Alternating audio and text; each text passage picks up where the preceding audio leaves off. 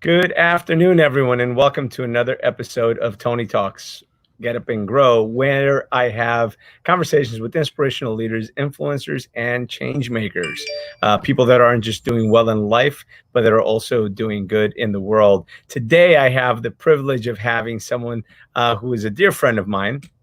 Come on, she is a certified professional core energy coach, which means she focuses on the energy we put out in the world.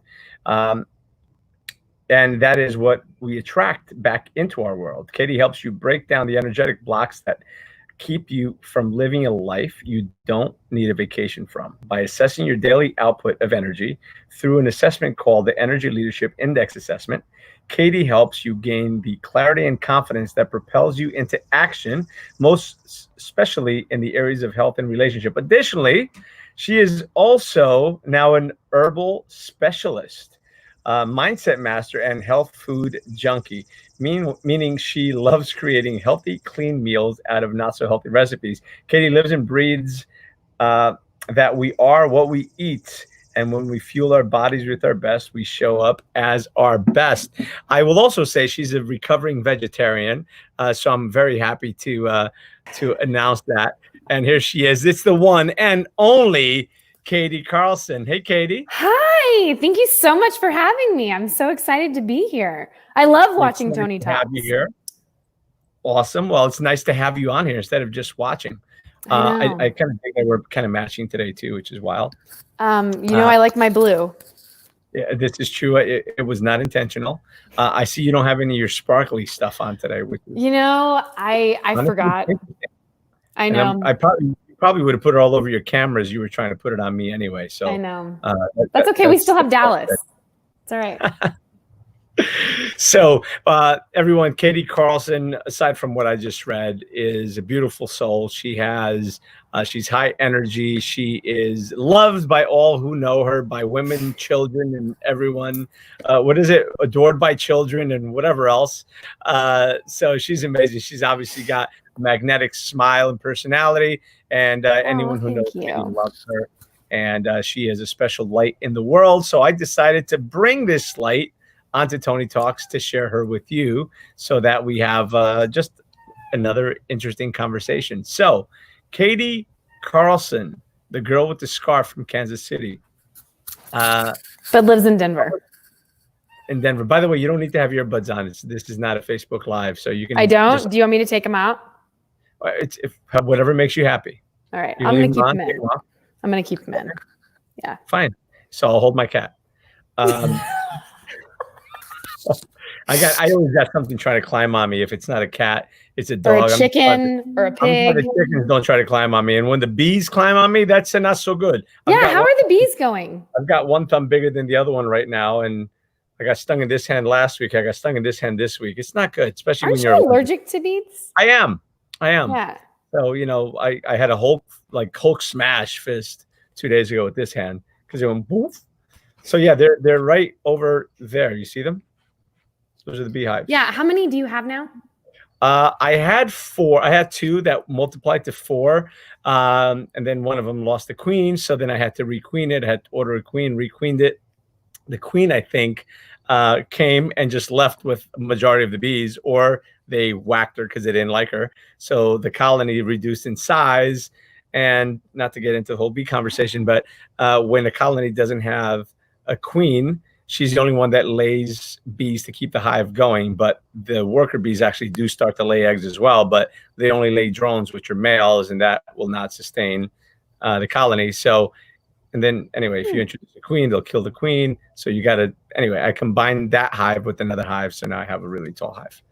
So a whole bunch of information on queen. I want to have bees one day when I actually have some land. I love your setup. I think you've got an incredible setup with your bees and your chickens and all your things. Somebody actually, a friend of my wife's called, a friend of ours, I should say, called and said, my sister-in-law got 4 ducks and 4 chickens. They're only a couple weeks old and they can't keep them. Can we bring them by? So they just dropped off 4 baby ducks and 4 baby chickens.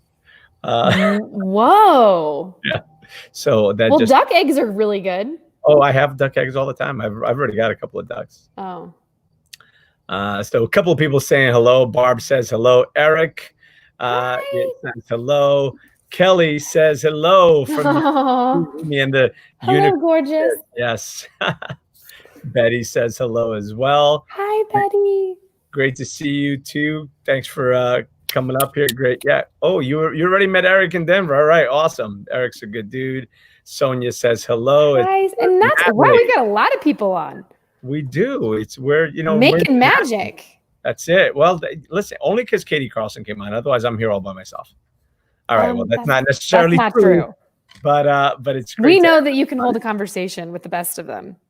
I've been on the end of the other end of that. Yeah, many times. And I love it. Awesome. Yes. Well, so it really is nice to have you here. I've been meaning to have you come on for the last, I don't know, since I've started, but one thing or another, something always happens. But hey, you are here now. I know, and I'm so grateful. So tell us a little bit, for those who don't know the great Katie Carlson. Tell us a little about Katie Carlson. Aside, yes, Eric, the champs. Yes, go Royals. So that's okay. You don't have to rub it in for everyone. But thank you, Eric, for pointing that out. Yeah. And Betty says, the mastermind crew. Yes, Katie is also in our mastermind, mentors and masterminds every other Sunday.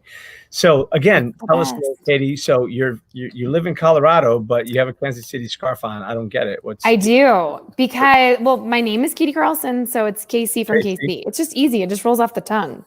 It works out well. But I live in Denver currently. I love it here. It's absolutely beautiful. If I had it my way, I would live in Denver, like in the summer, and then somewhere further south in the winter, which will happen eventually. Well, it can happen whenever you want. Just, yeah, Florida, in time. Other places. Yeah. Yeah. So who am I? Is that what you want? Is that what you want me to go through? For those of us who don't know who you are, of course, I think everybody on here does know. They probably do already kind of know. But for anyone who doesn't and is watching, the replay, or is going to jump on and join us. So tell us who you are. Katie, by the way, is one of my Tony Robbins family members, right? Yes. We've had the opportunity to work together and spend a lot of time at the events together. So we haven't, and nobody's been to an event in probably 4 months. So it's hard. It's like missing, we don't get to see our family. It's tough. Yeah. It's been really hard, but grateful for, these kind of connections and chats. Like, I love how you have Brian on, isn't it like every Saturday or something? Every Saturday, except tomorrow.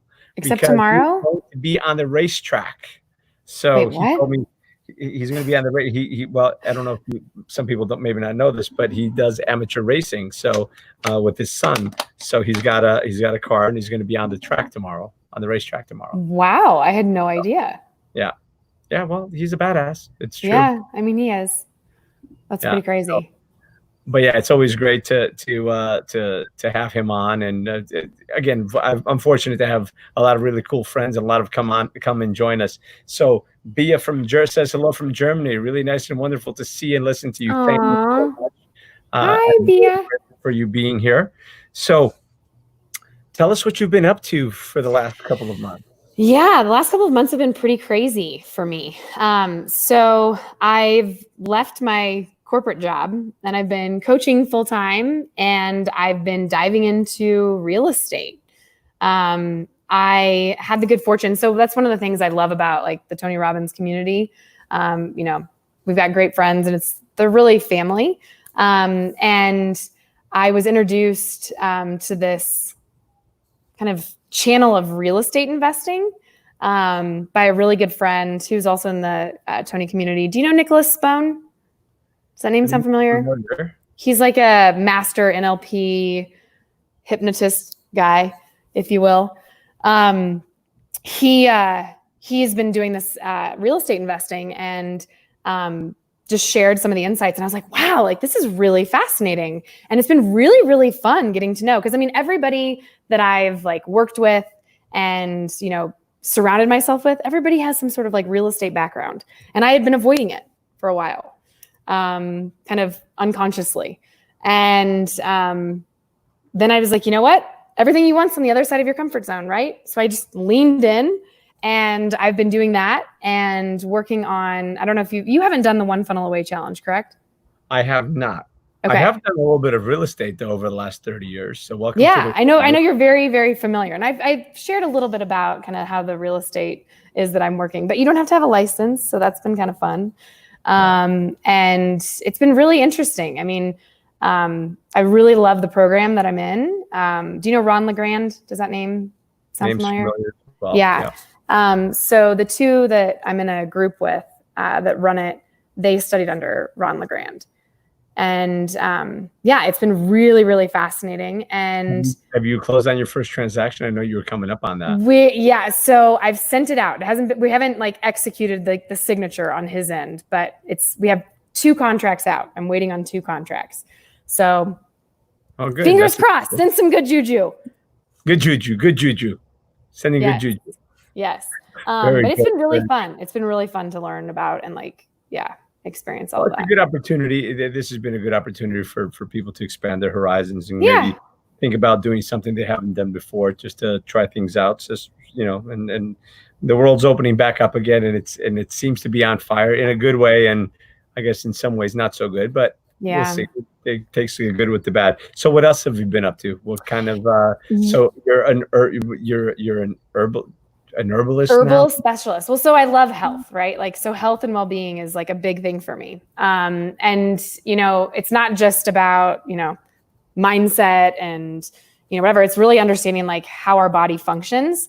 And so I'm really into herbs and supporting my body naturally. Not those kind of herbs. Yes, I live in Denver, but not those kind of herbs. Not those kind of herbs. Just checking. And by the way, Kelly asks about the One Funnel Away challenge. Well, that's when you're sitting there with the keg next to you, and you put the funnel up, and depending on how many funnels you can do, you're 1 funnel away from winning the competition. That's actually really good. Yeah, that's actually really good. Kelly, I'll just briefly tell you about it. So one thing that I will say for me, I've done a lot of different programs out there. I've done tons of different, coaching pathways and business building, 1, 2, 3, all this kind of stuff. And I will tell you the One Funnel Away challenge, because I set out when I first started doing it, I'm going to commit to this. I'm doing this. This is happening. And, for those of you that know me, I have a tendency to kind of go off script every once in a while. Right. And I committed to this. I was like, I'm doing this. This is happening. I'm just going to lean in. And I will tell you, it has been incredibly eye-opening in terms of how I've built my business from a coaching perspective. I think we've all probably been trapped in funnels before where you just get peppered with emails, which I absolutely despise. And one of the things about it, I don't even remember exactly what the tipping point was of why I was I'm just going to do this, because everybody I had talked to about ClickFunnels was oh my God, it's, the One Funnel Away challenge is amazing and this, that, and the other. And I was like, you know what? When would now be a good time? So, and I was like, it's $100 investment. So I'm like, okay, sure.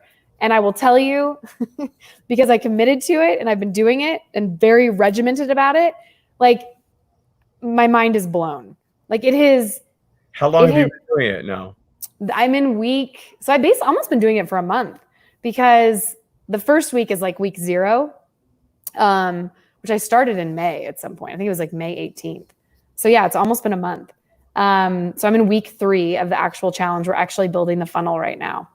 And I'm blown away.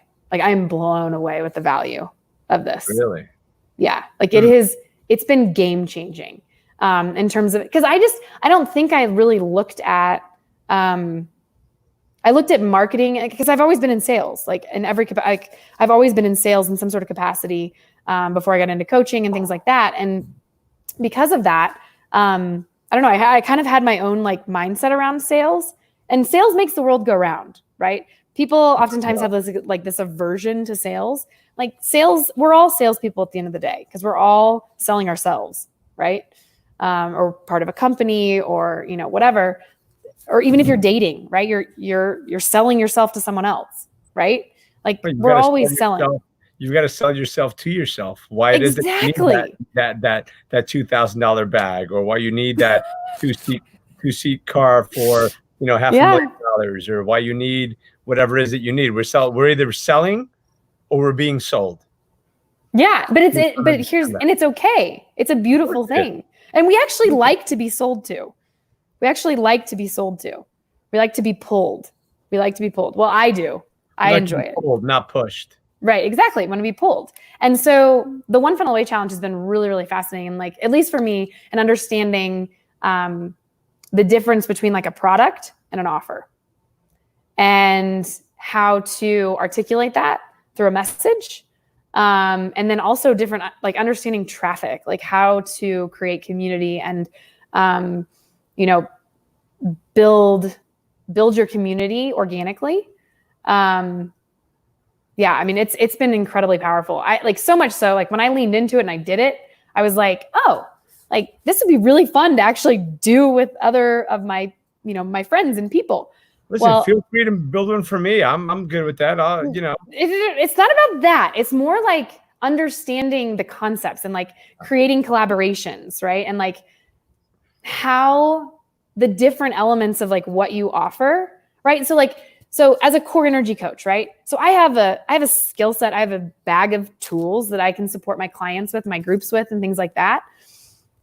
And how does that relate to other elements that I can provide, right? Like I'm totally geeked out on, health and wellness and like understanding like what we put in our body, right? Like that's why I take a lot of herbs. That's why I'm actually in the process of doing a pretty extensive, comprehensive health workup where I don't know if you saw it a couple of weeks ago, but I had like 10 vials of blood or like, it's like 14 or something. I had a crazy amount of blood drawn. Getting a vampire? What? Right? Well, no, I'm doing what?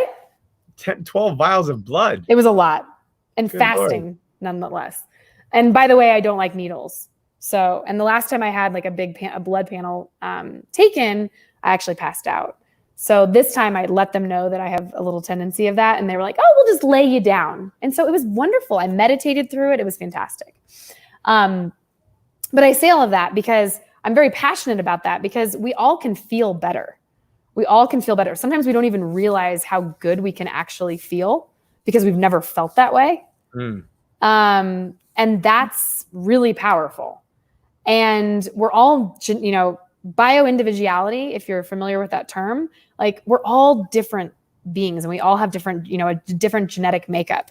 And once you start to understand how our methylation cycles and how we actually process different nutrients and foods and minerals in our body, we can actually start to incorporate more of those natural elements into our, our everyday livelihood. So taking all of these different things that I have like passions around. Oh, by the way, like understanding masculine and feminine energy, right? And like those polarity dynamics, that's been a huge thing that I've been diving into. And I love that. So how do you take all of those different things, right? And create a message? And that's one of the things I'm working through and I'm working on. It's also propelled me to finally launch my podcast. I started doing this literally over a year ago. And I built up interviews. And then right before I got to I'm going to launch it, I put the brakes on it. Why? Well, probably there was a lot of things. But I think if I really am honest with myself, it was because I was just scared to be heard and seen, which I have no problem being vulnerable. What were you really scared of? Was it to be heard and seen? Probably not. What were you really scared of? Well, no, I think it was that, but it was like, who cares? Like, who's actually going to listen? Like, who cares what I have to say? It was just it was more like an imposter syndrome, I think. So you were maybe afraid of being judged. Probably, yeah.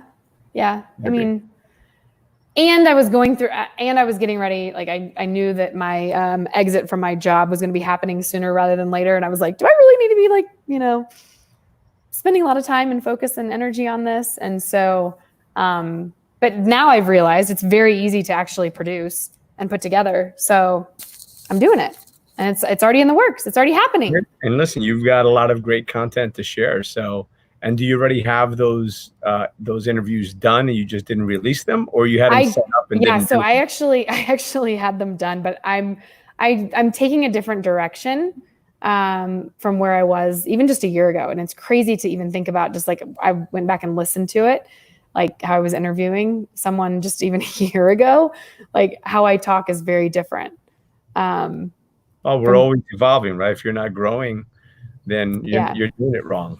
Yeah. So I haven't, honestly, I got to go back and listen to some of my stuff from a year or two ago. I'm sure it's crazy. I sound a little different myself.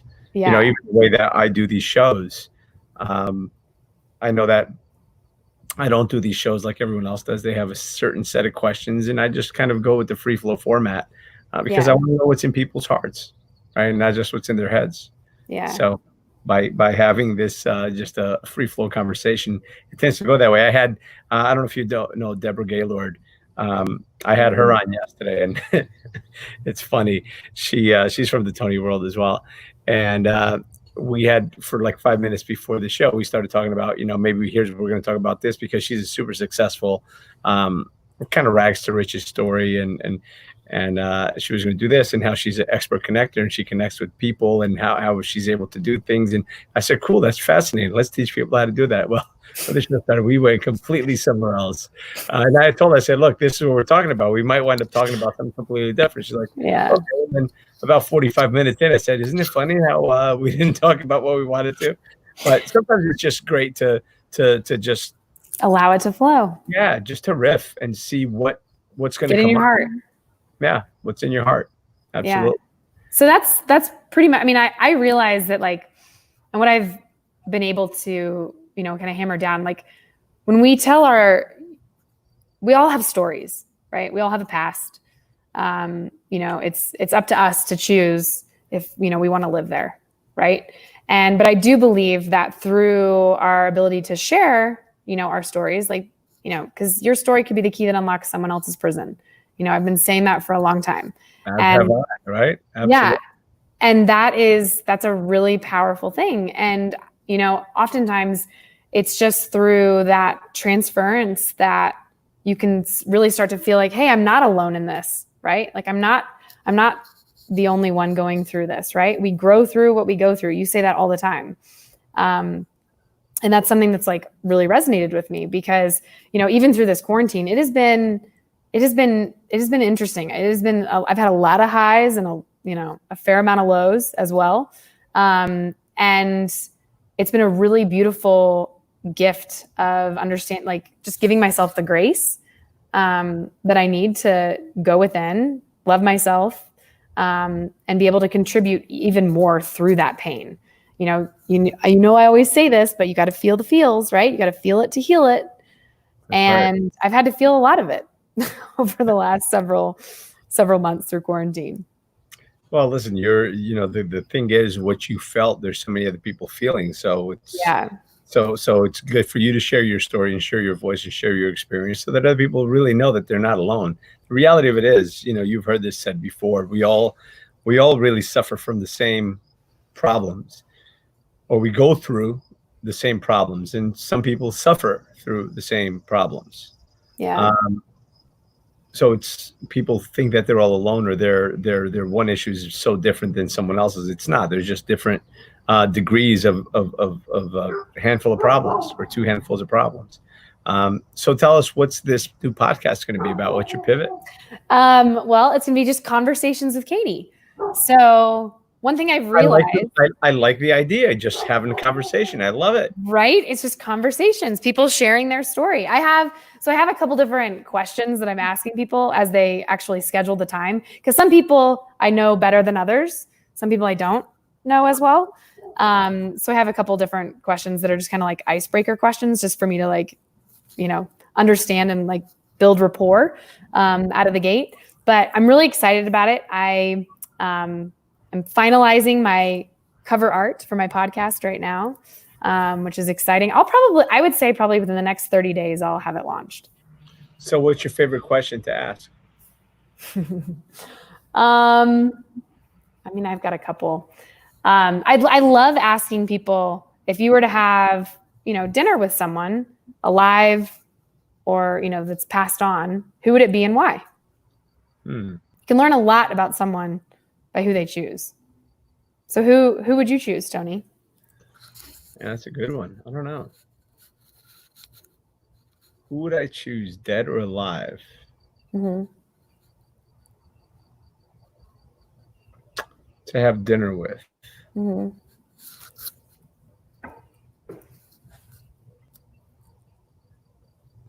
I can go a lot of different ways, actually. First thing that comes to your mind. An aunt that passed away. That was like my mom. I didn't get to say goodbye, so that would be a good one. But it really depends. I mean, you can go you're right. You can go so far and wide with that, right? There's a lot, but that's why I'm like, go into your heart. Yeah. But there's, it all depends. If I'm thinking about business, I'm thinking about somebody else. I'm thinking about. So who from a business perspective? Somebody to have dinner with.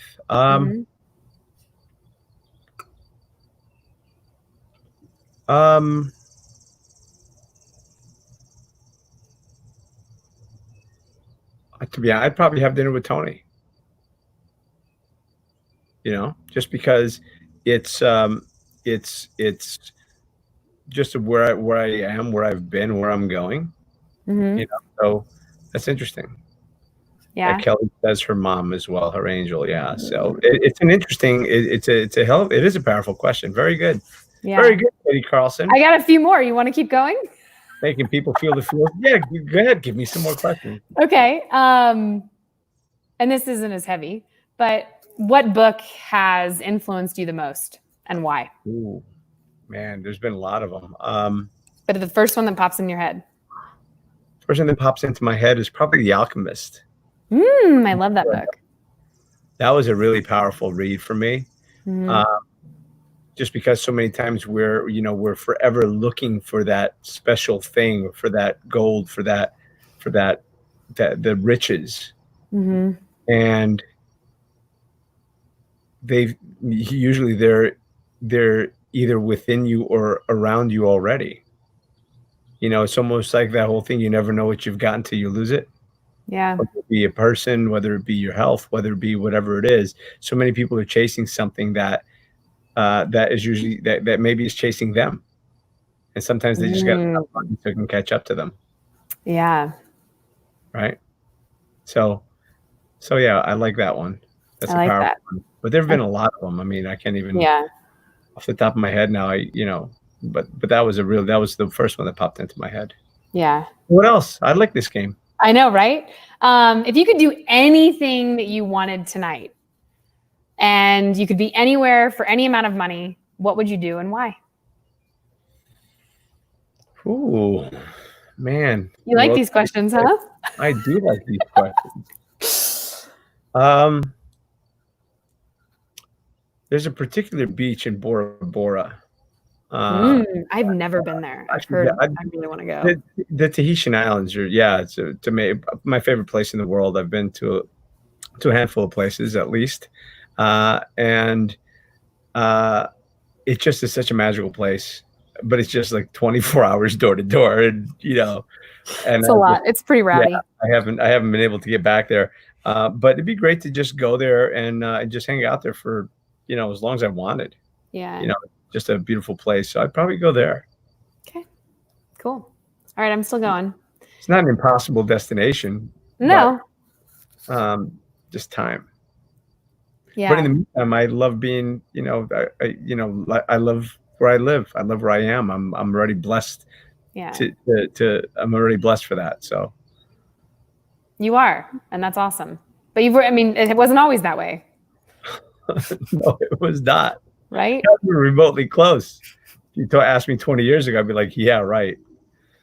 I know. When are you going to write that book? God said grow, and I said no. I've already got a couple of pages started on probably 2 iterations of the book. God said grow, and I said no is probably going to be that's the one that I've started. I got a couple of pages into that already. So I have a little hack for you, and I don't have it with me. Otherwise I would totally like whip it out. I've been working with this coach for a little while, and he was talking about, and again, this is also part of the One Funnel Away challenge. There's some little hacks of like how to scale your content quickly. And you could probably get all these videos probably transcribed and create your book, honestly. But get a recorder, or use your voice recorder on your phone, and just whenever you have that inspiration, start dictating into it. Because when we sit down and type, like it just, sometimes you really got to be in that state, right? To like really get down there and do that. Yeah, I tried that, didn't work, and then it doesn't work. Yeah, and then I used Otter. But do what you do well, and that's speak. So speak in, and then go get it translated, and then there's a lot of things we can talk about this offline if you want. Yeah, there's a program called Otter that. Oh, Otter, yeah, Otter's good. Otter's good. But there's better ones out there. There's a few others out there that I've been hearing about as well. So yeah, I am actually, the few pages I have, I did speak into existence because you did. It takes too long for me to type. I feel like I got 5 broken fingers in each hand. So I'm like, click, click, click, click. I make mistakes. I got to go, So I just speak text for sure. Yeah. But yeah, so that one is coming. That one is coming. And the thing is, I've got to see how I'm going to do it. Because it's not just about writing a book about, my story and where I've come, but I've got to infuse the lessons and break out the different things for it to be a functional book. Otherwise, for what it's worth, why is somebody going to read my book? Why are they going to read my, you know what I mean? Well, again, I think we all kind of think, oh yeah, our story, like whatever. But I mean, we don't realize the impact that we have on people. Yeah. I mean, well, the reality, you've heard me say this, many times before, that our story, your story may be yours, but it's not yours to keep. It's yours to share. Right. Because by sharing is how you unlock someone's prison. How, it can be the turning point for someone's life so that they realize that they're not alone. So, my wife actually pointed something out to me the other day, which was great. Not pointing out, she showed me something, and it was on your climb up the mountain, or your journal of your struggles on the climb up the mountain can be somebody else's survival guide. Right, through the journey of life. Could be somebody else's survival guide, because this is what you went through. This is how you came out of it. Well, if somebody's still in it and has no idea how to come out of it, and now you've just given them a glimpse or idea or suggestion how to do it, then it can save their life. Yeah. You can save one life. You can, by saving one life, you don't know what change that can make, because by saving one life, you can save a whole generation of people. Yeah. Right. And I'm sure you've told this story, but when you told me that story about the woman at Date with Destiny, I've not actually shared that story on. You should share it right now. I probably could, because by not sharing any names, I probably could. It's a powerful story. Yeah, it is. Are you asking me to share it? Yeah. Okay. You don't have to use their name. I won't. So, throughout these last 20 years, I've had the opportunity to be in front of a lot of people, to run teams, especially now as a trainer, running teams of 80, 90, 100 people, 105 people, whatever it is. And even before that, as a senior leader, just still being in front of 70, 80, 90, 100 people and being able to connect with people. Sonia says, how about sharing the story in Newark? Which story is that? There's a whole bunch of stories. Refresh my memory there, Sonia, in the comments, and maybe we'll tap into that one. So I've been a trainer for Tony now for a couple of years, and my interventions with people have gotten a lot stronger, a lot more significant. And there was this woman that I had met that was going through some challenges, and I'm just trying to see how I can edit the heck out of this. She was not in a good place in her life. She was not in a good place in her life. That is a good one as well, Sonia. Yes, I know the one. Oh yeah, that's right. You were there. That's why it's so powerful, and you remember that one. Sorry, it's side story. That's okay. You may I have can, to go to that one. I can go back. That one Yeah. after. Okay. All right.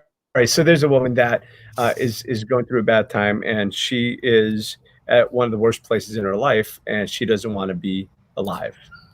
Um, she had she had filed for divorce. She was in not a good place in her marriage. Not at all. And again, I'm trying to edit this down just to I know. too much context. Yeah. And her husband said he was going to kill himself, and said that to her, and sent an email to his whole family and her family, to the kids and to all their friends. Sent them an email, made a post on Facebook. He was going to kill himself because of her, because she filed for divorce. And then he did. And his kids found him. So she now is faced with the guilt of all of this, despite it not being her fault, despite this man not being a good person to her throughout all these times. But as she was looked upon and shunned for that, and being blamed for it. So she wanted to take her own life. Now I had a conversation with her, and and I went, it's a process. I spoke to her, the first day, and kind of, made her aware that that her life is valuable. And we went through a whole different set of things, learned about her and who she was, and established rapport, and got to a place where she was comfortable and she was feeling better.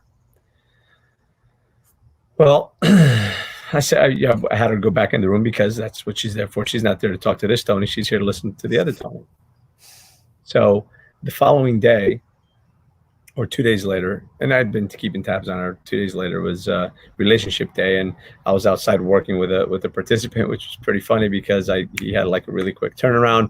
So I said to somebody at customer service, I said, listen, I really got to go back. I got to go back inside. And as I'm turning the corner, she runs into me.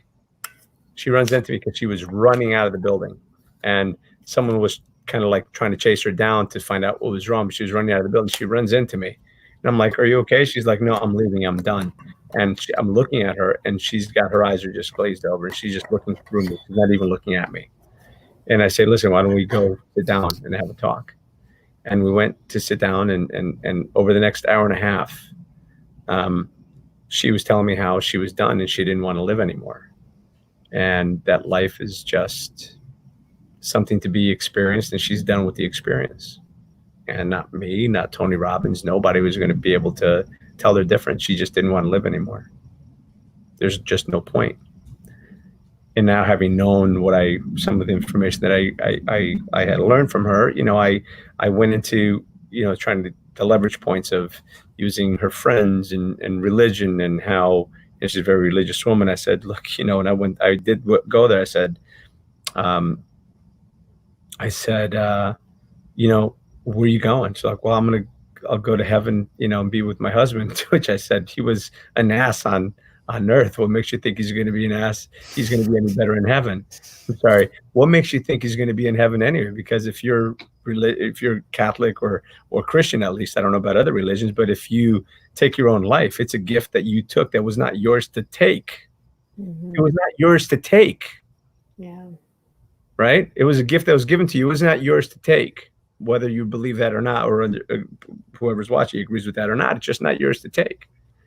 I said, so it's like, thumbing up to God and saying, F you, I don't want it. And if you take your own life, based on Christianity or Catholicism, you're either in purgatory or you're in hell, but in heaven you are not. Oh, no, I don't believe that. I said, okay, well, either way, why would you want to spend eternity with someone who mistreated you in life? And I kind of went through the whole thing, and I said, and now you're thinking about doing the same thing and taking your life, and it's a gift that isn't yours to take. And I tried to use leverage on her, leverage from her friends and leverage from things I had learned about her. And then finally I said, and then she had 3 kids, and 2 of her kids don't speak to her because they're in their 20s and live outside the home. But she had a 13-year-old which did speak to her. And she says, well, how about your kids? She's like, well, my older ones don't care. They don't talk to me anyway. And, you know, and I said, okay, but your son, your youngest son, he just lost his father. Now he's going to lose his mother too. How could you do that to him? I don't want him to suffer. I said, what do you mean you don't want him to suffer? I don't want him to suffer. I says, but you're going to take your life. How's he not going to suffer? And then I got hit by a train when she said, well, I don't want him to suffer, so I'm going to take him with me. And wow, I mean, it's like I got hit by a train. And it just scared the shit out of me, because now I'm not just trying to help this person that's suffering in so much pain, but had I not stopped her, she was going to go home and do the unthinkable. Not only take her own life, but take the life of her son out of love. And it gave me a new respect for desperation. Mm-hmm. And it gave me a new understanding, because here's something that people don't know about me. When I was 16 years old, I was suicidal because my life sucked. And I didn't have many friends. And I was a shy kid. And I was a goofy looking kid. And I just, and I didn't do it because I couldn't deal with who was going to tell my mom. And then, and then the funny thing is that on my 18th birthday, I had a massive car accident where I looked down at my body and said, fuck, who's going to tell my mom I'm dead? Which was really sobering for me.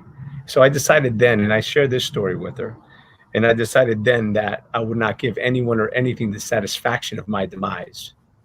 Because if somebody does that, it's the ultimate loss. It's the ultimate victory for anyone or anything or problem that's formed against you, so to speak. But in this case, she was going to take her son. And at that point, I was already, being maybe a little, I was being stern with her. At that point, I took my gloves off, so to speak. And I really got at her because I said, listen, how dare you?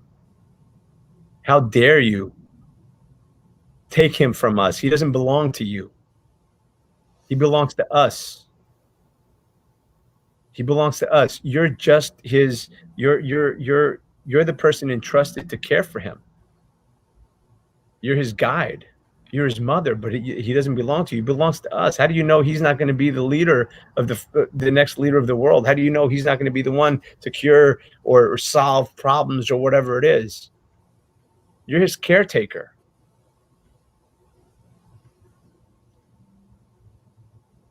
Man, I shouldn't have gotten into this story. So, because I can't tell, it's hard for me to tell this story without getting too much into it. I know. But I'll say this. I turned to her and I said, because she said that her problem was that she doesn't trust anyone. She didn't trust anyone, and she didn't trust anyone, and she kept going back to that. And at one point, we're going back and forth, and she says, no, that's not it. And I said, stop lying to me. She's like, I'm not lying. I says, you're an effing liar. Cause now I'm having to be, listen, two things were going to happen.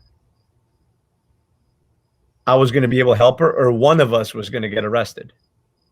She'd get arrested because I called the cops, or I'd get arrested for tackling her as he's trying to leave. Right. There's only a few scenarios that would happen. Yeah. Fortunately, I was able to get through to her, because at one point she says, no, I don't just trust her. I says, no, you know what the problem is? You're a freaking liar. She says, what do you mean? And she got really upset at me. She says, what do you mean? I says, because you've been lying to me this whole time. And she was pissed. She was pissed. And I says, what do you mean? I says, you've been lying to me the whole time. It's not that you don't trust anyone. You don't trust yourself to make the decisions that would have protected you or protected this, or you don't trust yourself to make the right decisions for your own happiness. And she turned around, she punches me, and she says, God damn it, Tony, why do you always have to be right? And it was at that moment that there was that crack in her armor, that I kind of went in and helped her at that point kind of restructure and look at things in a different way. And I'm happy to say that she still messages me on a regular basis. Both her and her son are happy, and they've sold one home and live in another. And so life is good. And, that makes me feel good. And I'll tell you, that was one of the most scary things that I've been through in my life. I can't even imagine. Shit. But because the possibility of, because I was just afraid, what if I made a mistake? So it gave me a new respect for life. It gave me a new understanding of love. It gave me a new understanding of desperation and people that are in that mindset. Like I said, I understand, and I happen to understand maybe sometimes a little bit more than maybe someone who hasn't experienced that. But I've been in the dark. I've been in that dark place. And as the saying goes, sometimes only those who've been in the dark can really shine the light that somebody else needs, because you can understand at a deeper level. You have a different level of compassion. Yeah. And thank you for sharing that. Every time I've heard you talk about that. Well, here's the scary part, or the interesting part. There was like almost no way. The chances of my turning the corner and running into her, going into that entrance at that very second and turning the corner, another 2 seconds, I would have missed her. Yeah. But don't you like, that's grace. Right? I talk about, I was in the right place for her, and she was in the right place for me, because that shifted me. Yeah. That I've had several that have really shaped me, but I had 3 of them that shifted me. You probably all of them. Yeah. It was Dana. Yeah. It was this woman who will remain nameless, and it was Isaac. You know Isaac? Isaac Day? I don't know. I don't think he's so. with security as well. Isaac, he's you would recognize him. I would. But it's amazing. But every one of those times, how was it that I was there at that moment, right? That's why there's a bigger force at play. It's I love the synchrodestinies of life. It's that moment of grace where sometimes it's not explainable. We can't pinpoint like with certainty, like it's because of this, this, and this, right? It's divine. Yeah. But this conversation was really supposed to be about you, Katie Carlson. I know, but it is. It still is. Because honestly, Tony, like we've spent hours and hours and hours and hours and hours talking, and being together at these events and stuff. And hearing your stories have been incredibly powerful for me. I mean, and that's one of the reasons why I did 8 events last year. Right. Well, I'm going to share just because Sonia brought it up. I'm going to share that. I was going to be a little bit quicker. It was a UPW in Newark. I don't even know when it was. Sonia, maybe you can remember. It was probably 2015. And it was during the Dickens process. And I was stationed by one of the outside doors. And we're trying to, the reason that we're there, people, we're not there to stop anyone from leaving as much as if they want to leave. We want to make sure that we bring them back to neutral, that we don't let them leave in a negative state, right? At least to bring people back up to neutral. So I was talking to somebody, and I'm talking to people as they're coming in and out. And at one point I walked somebody outside. I was like, no, I'm just going to go grab a sandwich, whatever. So they went outside, and I just walked out. And then when I'm walking back in, I look over to the right, and in between the 2 buildings, I see a pair of just feet standing up. I don't see a body. I don't see a person. I just see somebody's feet, like they were sitting down on the sofa, but they're in between the buildings. And I went over, and there's a guy probably in his mid-30s, tall guy, very muscular, good-looking guy, crying his eyes out. And I just kind of kneeled down next to him, like, hey man, you all right?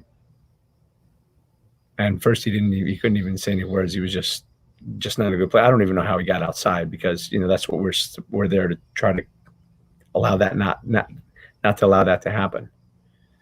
And he was just like, I just want to die. I just want to die. I'm like, what's the matter? He says, I just want to die. And I was like, what's going on? Talk to me. So I sat down next to him, up against the wall, and he starts telling me a story how 10 years or 12 years prior, no, when he was like 20 years old, something like when he was 20 or 21 years old or something like that. There was a girl that he knew, because he was shortly out of high school. And one of the girls that he knew asked him to go to the liquor store and buy him liquor, and he did. And they got so drunk, she got into a car accident and died. And they knew it was him that got the blues. So he was shunned by everybody. I mean, the parents, everybody like hated him. So, and he lives in a small town, and I forget where it was, but it was Midwest. So everybody knew him and everybody hated him. And he just blamed himself, and he carried this young woman's death around for whatever, 12, 15 years or whatever it was. And, and I slowly started bringing him back around. Eventually he got up, and I walked him inside, got him a bottle of water, and we went through the whole thing. I had some kind of intentional conversations with him to have him get a different perspective on life and what that meant, and, give him a compelling future. We hear about that a lot, about a compelling future. Well, he had no compelling future. So the compelling future that I helped him create, or that he created with my help, I don't know, I don't want to take credit for it, was that he was going to go back and he was going to make sure that he educated kids. And this is obviously a lot longer than a 5-minute conversation. That he was going to go back and he was going to do what he could to speak to kids in the high school about the dangers of doing that and not to do that and everything else. And basically one thing turned into another, and gave him a compelling future as to going and making it in her name, in her honor. He's going to go and make a difference, and he's going to save lives. Right. Yeah. And it was just a beautiful thing. And so I had him go back in the room to finish the Dickens process. When he came back out, he came to look for me, gave me a hug, and, and the next day I saw him and he was a different man. I mean, I've got so many of these stories though, Katie. Yeah. I'm blessed to be put in the right place at the right time. But had I not noticed his feet, he probably wouldn't be here either. I just literally is giving me chills. Like you can see the goosebumps on my arm. Sonia was there. Yeah, it was 2017, and Sonia was there. That's why she actually, and Sonia, I don't think about that story that often. So thank you for triggering that in me. Wow, it's grace. Yeah. Right. Like that's grace, and sometimes we can't explain the unexplainable. Listen, I still believe that we're put in the right place at the right time. I mean, so many times that's happened to me already. So here's the thing, and here's the other thing that sometimes is grace. Sometimes when you're going through the hardest times of your life, something didn't work out, and you thought this is the way life was supposed to be, and you decided that this is what you wanted, and then something happened and life didn't turn out that way. And you're broken, and you want your life to end, or you don't see a way out. I want, if anyone's going through this, I just want you to think that maybe that's because you were on the wrong path. Maybe that road was not yours to take. Maybe there's a better road for you. And the reason it's that difficult is so that you stop going down that road. But so many times we hang on to our mistakes for so long because we spent so long making them. Somebody pointed this out in a conversation I had. I don't know if it was today. It was today. Conversation that I had today. And he says, you ever decide you're going to drive somewhere, and then after a while you're like, oh my God, this is the wrong direction. But you're so far going in that direction. You should turn around and just go back the way you know. But there's another way that you can go, but you don't turn around because you're already so far into that mistake. You're like, no, I can fix it further down the road. When sometimes all you got to do is stop. Yeah. Stop. Turn back and go the other way. Mm-hmm. Sometimes our pride doesn't let us do that. Many times I probably, there's people that I say that are in business that they say, oh, how many times I've already fucked up and filed for bankruptcy and this and that. Listen, I probably should file for bankruptcy at least twice in my life. I was just too stubborn to do it. And I probably would have been better off had I done it. Right. But I clung to the mistake too long. Yeah. Listen, story of my life, the problem that I had that that I came through, right? Mm-hmm. Because I refused to see what was happening. That whole God said grow and I said no. I suffered for 9 months unnecessarily because I was refusing to accept the truth and decided, no, I'm going to keep going down this direction because I'm going to fix this. Yeah. Some things are just not fixable because sometimes you're on the wrong road. Sometimes the business failed because you're not supposed to be in that business. You're supposed to be in another business that's going to fulfill you. Mm-hmm. That's going to make an impact in the world. Maybe you're not supposed to be in that goddamn relationship. Maybe the relationship you're supposed to be in with the person that you're supposed to be with, that maybe, is the person that's going to help you change the world. Like you. Yeah. Well, no, it's the relationship you have with yourself. And it is right? the relationship you have with yourself, but sometimes it's the relationship you have, and you can't find the right person if you're stuck with the wrong one. Oh yeah, definitely. Right? Yeah. So been there. I can't find Mr. Right. Well, if you're with Mr. freaking wrong, Mr. Right isn't going to look. You're not going to be able to find Mr. Right. Yeah. Well, we sacrifice our values to meet our needs, right? Right. And when we do that, we miss the opportunities that are laid out in front of us. Yeah. Right. Because I believe that I think we can certainly manipulate our destiny. Bad word, manipulate, but I think we can alter our destiny. We can affect our destiny. But I think that there's certain things along the path, right? Almost like when you're playing a video game. My kids are, God, they're always gaming, right? But they're playing a game, and as they're going, they can choose to pick up tools and coins and whatever along the way, or they can choose to just walk on by, or they can go the wrong direction, and maybe they what they didn't pick up 3 boards ago, they need now. So I think that while there is, we may very well, we have freedom of choice, but I think that the path is laid out if we choose to walk it. But if we choose to walk a different path, God bless you. But if it doesn't work out, maybe it's not the path you're supposed to be on. Yeah. Maybe the path you think you should be on is the wrong one. So maybe, just maybe, things don't work out because they're not supposed to. One of the most powerful things, I love to post this, and I post this every couple of months, is sometimes we just got to thank God.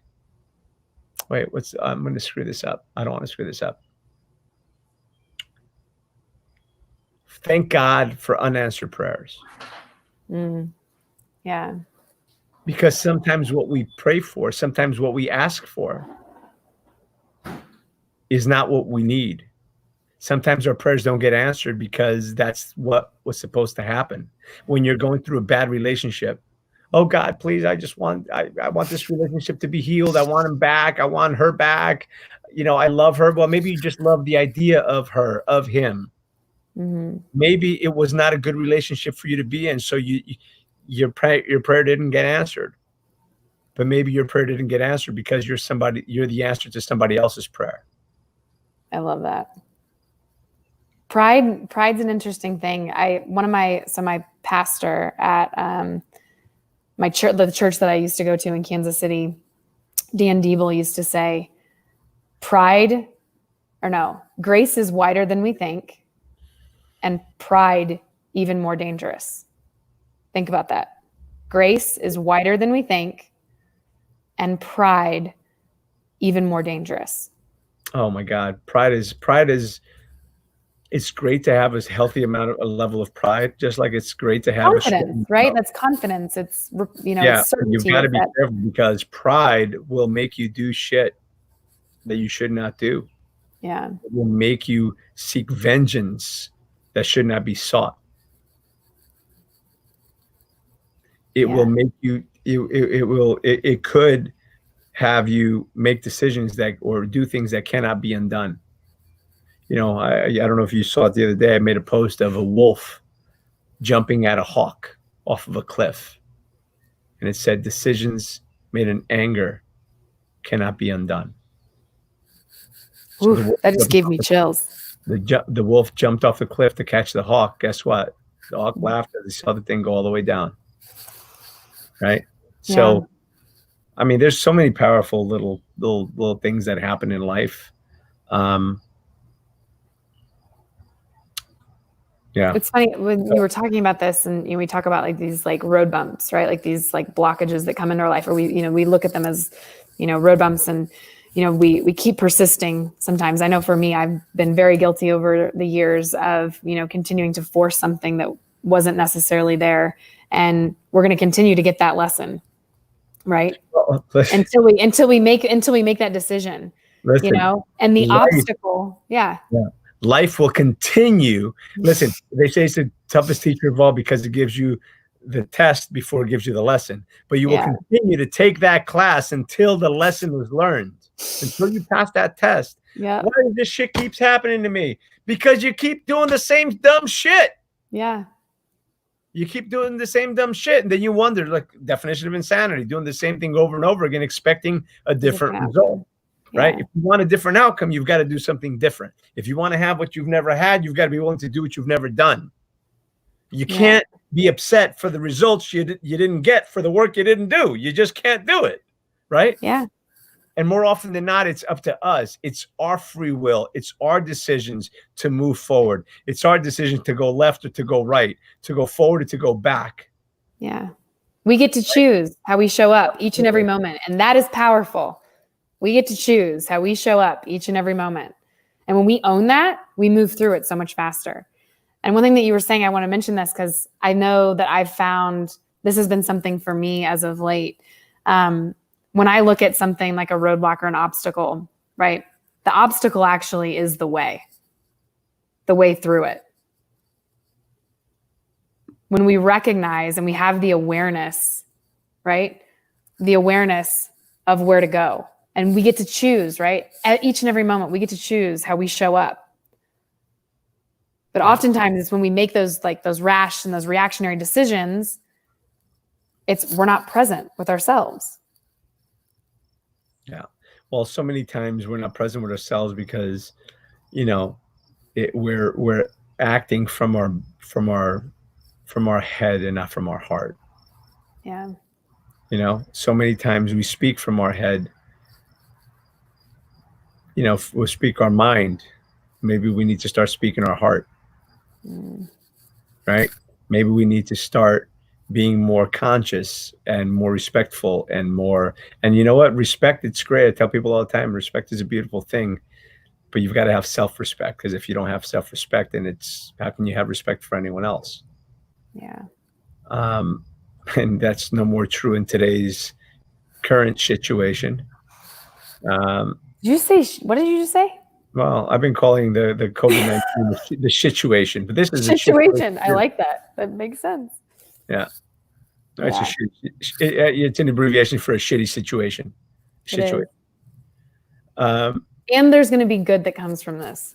There always is, there always is, because hopefully there'll be change. And one of the things I've been reiterating this I feel like I'm saying this every single day, but I read this quote by Ernest Hemingway. Now I'm going to butcher it a little bit, but you'll get the gist of it. For once, for God's sakes, for once, go all the way. Go all the way. Because this happens every couple of years, and there's shit that gets started, and there's protests, and there's riots, and there's looting, and then it comes down and gets swept under the rug, and the right politician gets into office, and it all goes away.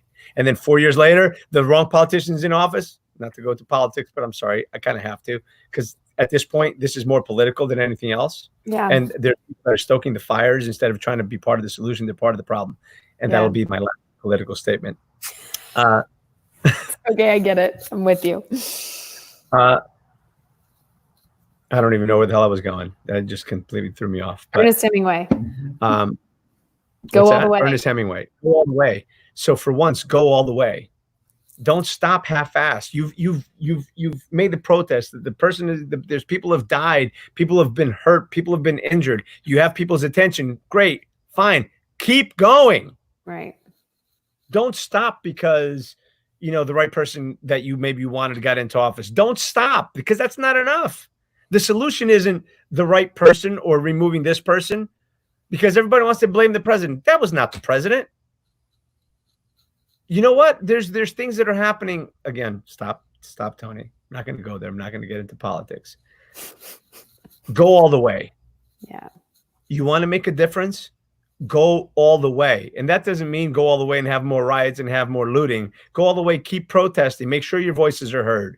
And it's not by taking over quadrants of a city and throwing out the police department. It's not by defunding the police department. It's by holding the people accountable that are making the decisions that are allowing this shit to happen. Yeah. Right? Sorry. Yeah. Got political. No, it's true. All right, I gotta stop. No, but here's the thing though. We have to like people need it's energy, right? You've got to voice it because if you suppress it, it's going to fester and it creates dis-ease, right? And there's many different pathways and outlets. I mean, we're in a safe space right here. But it's true, you know. Health safe visit. I'll probably get some hate mail, but that's okay. You know, if you haven't got any haters, you're not playing hard enough. So right. I know. I just got my first set of some hate mail the other day. That's crazy, but yeah. Well, it's all right. That means you're making a difference. It's all good. Yeah. So you'd rather stand for something than stand for nothing, right? That's right. If you don't stand for something, you fall for anything. And you know what? We need to all stand. You know what? I'm going to say this, and I'll probably finish it with this. And, you know, I had this conversation the other day about courage. It takes courage to stand up and speak. It takes courage to sit down and listen. It takes courage to peacefully protest. It takes no courage to loot.